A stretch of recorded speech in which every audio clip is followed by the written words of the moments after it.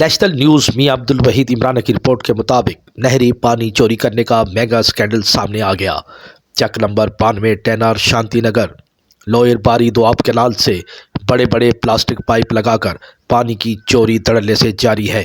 مبینہ طور پر محکمہ نہر کے اہلکاران کی ملی بھگت سے عرصہ دراز سے پانی چوری ہو رہا ہے۔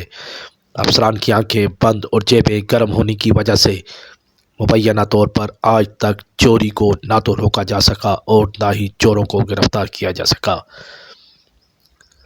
عوامی شکایات پر پولیس 15 کو اطلاع دی گئی، جس پر پولیس تھانہ صدر خانیوال نے فوری ایکشن لیتے ہوئے the Punjab canal rivers and drainage act کے تحت بااثر پانی چور ملزمان مبینہ طور پر کرم خان ڈاہا، تنویر خان ڈاہا، غلام شبیر سیال، فقیر محمد موہانا، محمد رحمان موہانا و دیگر کے خلاف پانی چوری کا مقدمہ درج کر لیا ہے اور موقع سے بڑے بڑے پائپ جن کی مدد سے چوری کی جا رہی تھی ان کو بھی قبضے میں لے کر کارروائی شروع کر دی ہے۔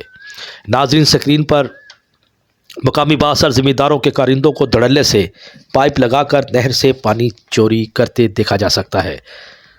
متعدد مقامات پر بڑے بڑے پائپ لگا کر چوری معمول بن چکا ہے۔ محکمانہ کارروائی کرنے والے محکمانہ افسران نے مبینہ طور پر چمک کے سامنے آنکھیں بند اور گھٹنے ٹیک رکھے ہیں۔ نیشنل نیوز کی وساطت سے متاثرین مقامی کاشتکاروں نے وزیر اعلیٰ پنجاب سمیت متعلقہ ارباب اختیار سے فوری سخت ایکشن لینے کا پرزور مطالبہ کیا ہے۔